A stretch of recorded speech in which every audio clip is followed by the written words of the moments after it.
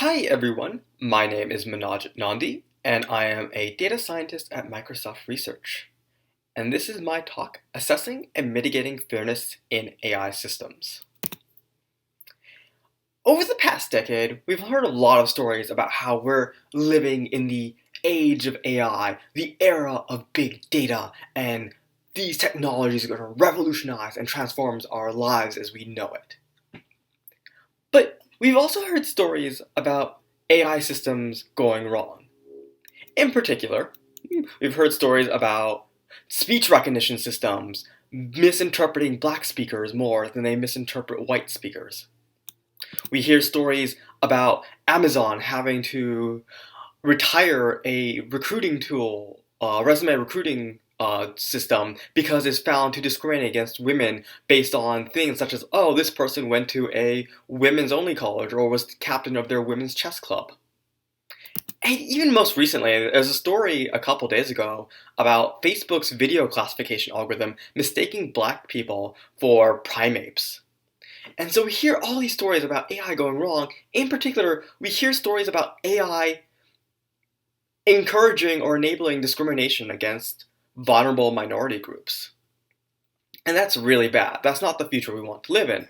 But the good news is, we hear all these stories, and there are people working on tools and other things we can use in order to combat these types of issues.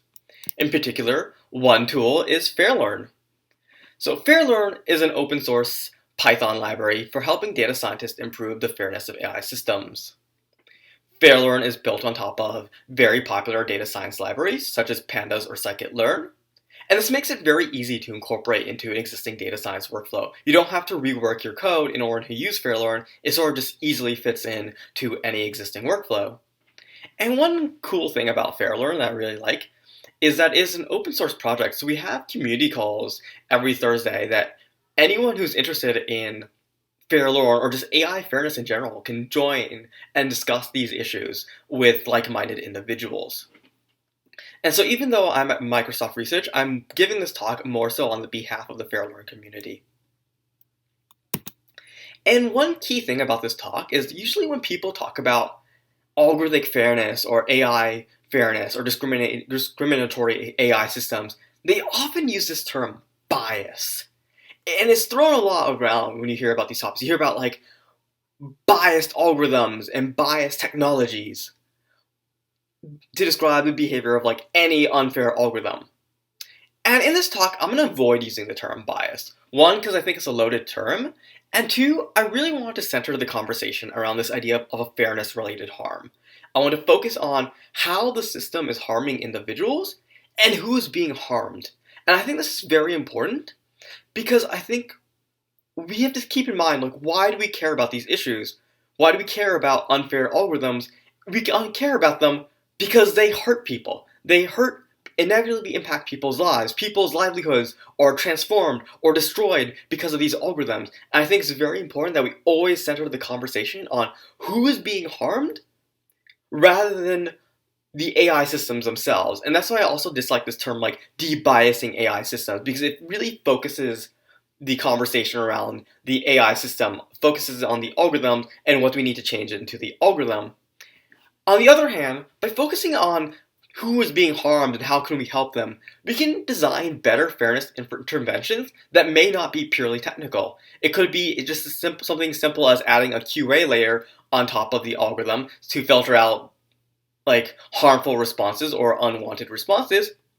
Or the solution can also just be take the system out of production.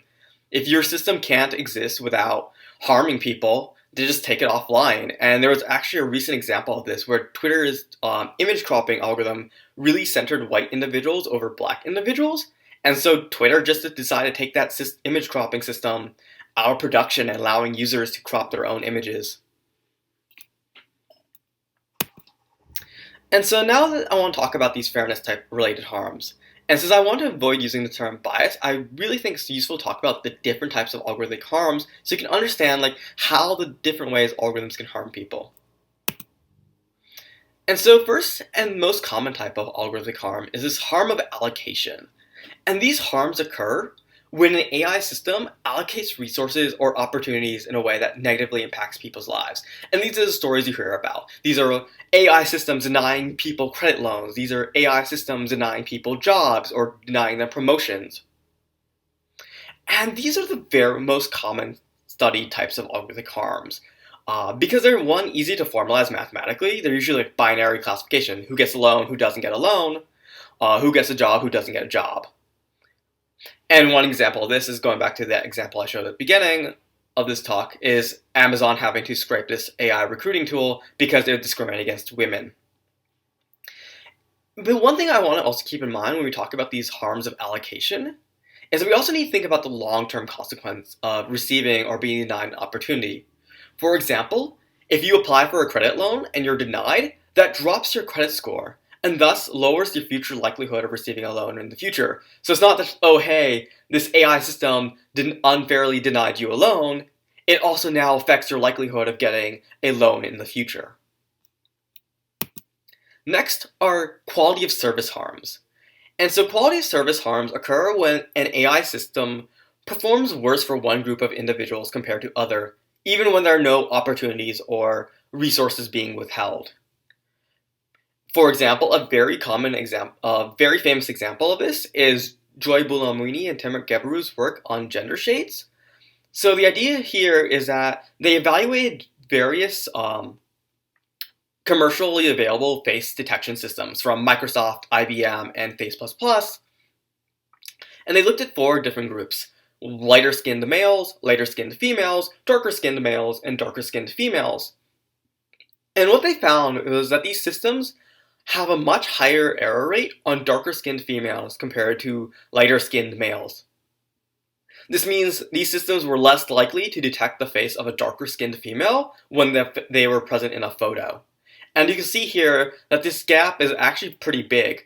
Like a 65% accuracy on darker-skinned females compared to 99% accuracy is like a 33% gap. Like it's 33% more likely to detect a lighter-skinned male versus a darker-skinned female. And I think this is impressive in a bad way, because a 33% error rate is huge. Like that disparity is big. And in most normal cases, if you got an error rate that big, you probably wouldn't put a system in production. And I think these types of quality of service harms are very important to keep in mind, because there's a lot of rises like AI as a service products, such as like voice detection or voice recognition, speech detection, speech recognition, and automatic speech to text translation. And these harms are thus becoming increasingly more common as more products are sort of using AI as a service, and that as a result, researchers are more studying these types of problems. Finally, let's talk about representational harms. And so representational harms occur when an AI system stereotypes, denigrates, or promotes antagonistic or harmful representations of users.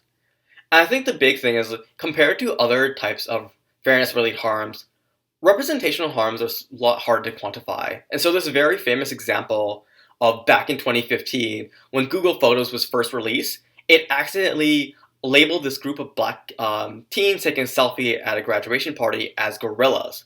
And so, one, this is an error, but as two, it's a very harmful error because it perpetuates a harmful stereotype or denigration of black individuals in America and the Western world. Like, yes, it's one error, but it's a really, really bad error, and we don't want to ever make this again. And I think this is very interesting because I mentioned at the beginning, Facebook had this issue where black individuals in videos were being classified as primates. And so even though we've had this example for 6 years, we're still not sure how to deal with it. And I think this is, as like AI systems become more involved with NLP and vision-related systems, we more see these types of representational harms. We see natural language systems sort of promoting harmful stereotypes or engaging in denigration. We see automatic vision classification systems promoting harmful labels. And one thing I want to keep in mind is that besides the 3 types of harms I mentioned, there are a lot more fairness-related harms besides the 3 I covered above. And in particular, some domains, such as natural language generation, have their own taxonomy for fairness-related harms that are specific to their application. And this could be examples of like, how do you talk to adults versus how do you talk to children? And my favorite example of this is that, if Amazon Alexa or some like smart assistant tells an adult, Santa Claus is not coming because Santa Claus is dead, that's usually fine. On the other hand, if an automatic system tells like a 9-year-old, like, hey, kid, Santa Claus is not coming because Santa Claus is dead, there's something about that solution answer that just makes us really feel uncomfortable. And so natural language system generation has had to thought about these types of issues. And also thing to keep in mind is that any particular AI system can exhibit multiple types of fairness-related harms, and the same person can be harmed in multiple different ways. A system can be promoting quality of service harm, but also engaging denigration. For example, that Google Photos example, that system is engaging in denigration, but it also has a lower quality of service on Black individuals. And when we focus on like the who is impacted, it's always important to remember the role of intersectional identities. Look not just at discrimination based on race or look at discrimination based on gender identity, look at the intersection of racial identity and gender identity as well. So now I want to walk you through a case study of how can we sort of think about fairness in practice. In particular, we're looking at this idea of patient health risk. And so the basic problem we're going to be thinking about, a scenario we're going to be imagining, is that we're a data scientist working in a hospital. And you've been asked by your higher-ups to develop an automated system for recommending patients for this high-risk care management program. These patients are being admitted to the hospitals because of their condition. You think they're very high-risk patients, and thus they need to be given additional specialized treatment. And so for this task, you will be designing a binary classifier, possibly in the form of a giant helpful robot, to determine whether a patient should be recommended to this program. And in this scenario, an output of 1 means the patient should be recommended to the program, and an output of 0 means the patient should not be recommended to the program. So how we approach this problem. So first step is sort of the task definition. And I think when we talk about fairness, I think it's very important to think about the task we're doing. Like, what is the specific task we're focusing on? What are we trying to predict? And why are we trying to predict it? And so for this task, we have a data set of hospital admission records. So we have things like demographic information, such as race, gender, age. We have information about medical diagnoses. Do these person have diabetes? Have they injuries? And then also past hospital admission records, like were they admitted into the emergency room in the past year. We also have information about their discharge after the hospital. Was the patient readmitted within 30 days? And for this task, we will be working on to train a classifier on whether the patient was readmitted within 30 days. The idea here is that if a patient was discharged from the hospital and they were readmitted within 30 days, they were probably not given the appropriate level of care the first time. If we discharge them from the hospital and then something happens that they have to come back in within 30 days, well, is there something we could have done better around the first time around in order to prevent that readmission? And this case study has been actually worked out in detail in a Jupyter notebook that's available on the Fairlearn GitHub repo. And so when you're following along with the slides at home, you can just go to this link and access a fully reproducible Jupyter notebook if you want to follow this case study in a bit more detail. And so let's identify harms. And going back to the beginning where I said when we talk about fairness, it's important to talk about who is being impacted and how they're being harmed. So we're going to be working through that here. So first, let's talk about how they're being harmed.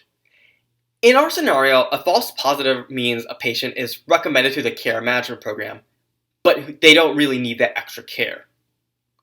On the other hand, a false negative is not recommending a patient to the program, but who would have benefited from this program. And so in our text, the previous taxonomy that I introduced, this would be really considered an allocation harm.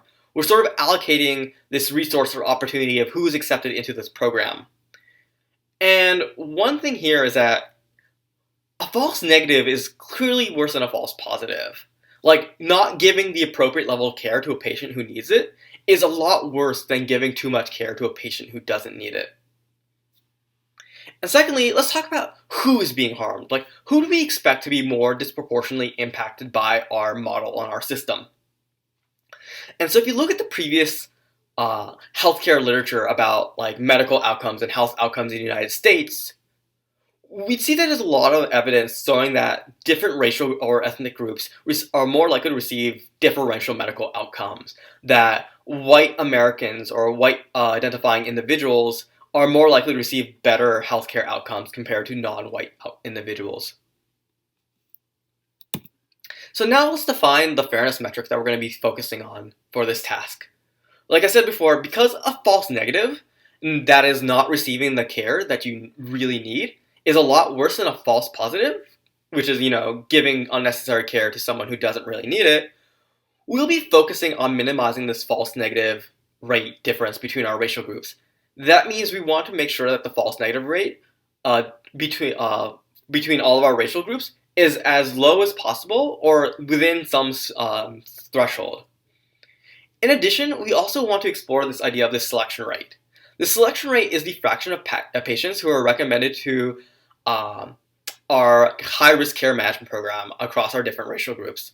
What this means is that we don't want to sort of recommend patients of certain racial groups. We sort of want to represent all patients equally, and we don't want to disproportionately favor, let's say, white individuals over non-white individuals for the care management program. So how can we do this fairness assessment? So first, for assessing fairness, we first train some binary classifier, such as logistic regression, on our training data set. And now, using the Fairlearn library, we can use the metric frame object, and we pass along our fairness metrics of interest to the model, and we can get disaggregated evaluations of our model's performance on our different racial groups. And so what does that all mean? That seems like very confusing and a lot. So let's sort of look at what the code would look like. So the top snippet is basically the metric frame. We define our metric frame, we pass in our metrics, we pass in our ground truth labels of our test data set, we pass in our model's predictions, and then we specify our sensitive features. In this case, it would be the racial category. And then we get something that looks like this. So for this model and for this data set, we're going to focus on those two fairness metrics I mentioned, the selection rate and the false negative rate, but we also want to have a model that has pretty good accuracy. And so one thing you notice if you look at these results is that the false negative rate for one of the racial groups, unknown, is 0.67. And that's significantly higher compared to the other racial groups. It is 10 to 20% higher compared to some of these other racial groups. So that's a pretty large disparity that we want to address. So we've trained this fairness unaware model. We've evaluated it across our fairness metric. And we've noticed that, oh hey, there's a huge disparity in our fairness metric based on our racial group. So what can we do? Well, one thing we can do is apply a post-processing mitigation.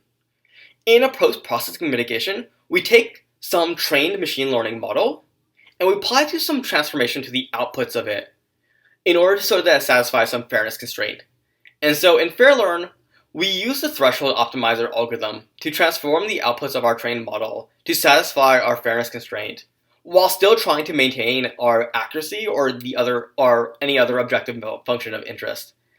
And one key thing about these post-processing techniques is that they require access to our sensitive feature, in this case race, during deployment time. And so that's very important because when we're making predictions, if we don't have access to the racial category or whatever our sensitive feature is, we can't use this threshold optimizer. And so what does the threshold optimizer look like?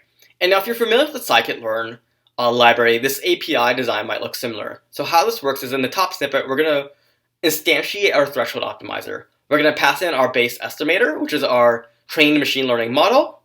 We're going to specify our constraint of interest, which is that false negative rate difference or false negative rate parity. We're going to specify our objective measure, or our, in this case, which is the balanced accuracy. The model's pre-fit. And then this prediction method is more so just as a quick wrapper to make sure we access the prediction probabilities rather than the binary outputs of the original model.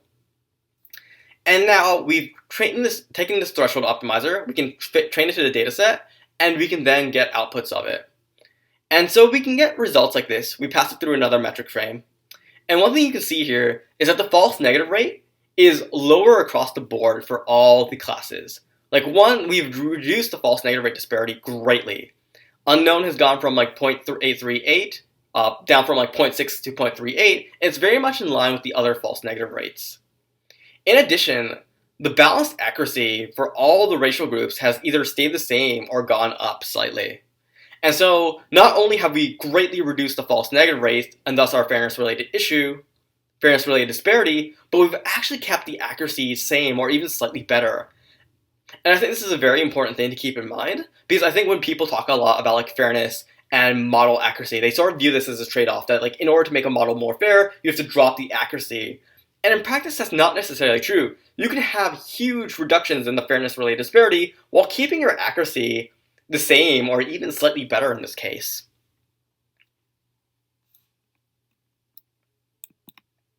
Another approach you can do is this idea of reductions approach. And so the reductions approach is a bit more complicated in that what it does is sort of takes an initial machine learning algorithm and transforms the model training process to optimize the model's performance while satisfy the fairness constraint. So compared to the post-processing technique, where we sort of take a trained model and apply the fairness constraint afterwards, what reductions approach does is sort of creates a new algorithm by sort of saying, during the training of this model, we need to sort of balance the balance the trade-off between optimizing for accuracy while minimizing the fairness-related disparity. And within Fairlearn, this reductions method is implemented within the exponential gradient class.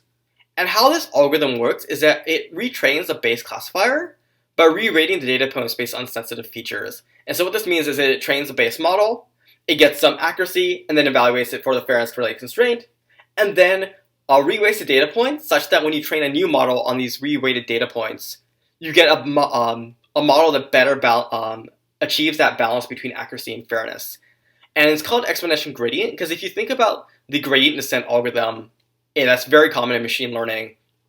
It's sort of like step-by-step process. You're sort of reducing the error, and the same thing is here. It's like, okay, we're going to use the gradient to sort of go in the direction of the model training process that sort of optimizes that trade-off between performance and fairness. And one key thing about the threshold exponential gradient is that unlike the threshold optimizer, you don't necessarily need access to sensitive features during deployment time. And so this is very useful in cases such as like credit loans, where you don't have access to the applicant's race at the time of predicting whether they should be given a credit loan or not.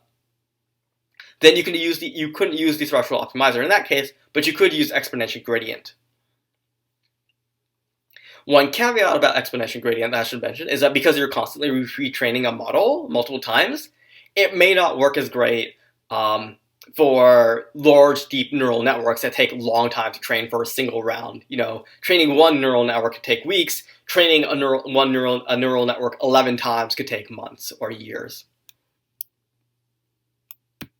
So how does the exponential gradient work? So once again, what we do is just instantiate our exponential gradient class. We pass in that logistic regression model that we want to use as that base estimator, and then we specify our constraint. And so we specify constraints to the exponential gradient using special classes within Fairlearn called moments. And these just help us do all of the math behind the scenes. And now we get a new model that gets slightly different performances. And you can see here with the exponential gradient, we're minimizing the false negative rates for all groups, although it's not as minimized as greatly as the post-processing algorithm. Like the unknown has gone from like 0.6 something to slightly smaller disparity.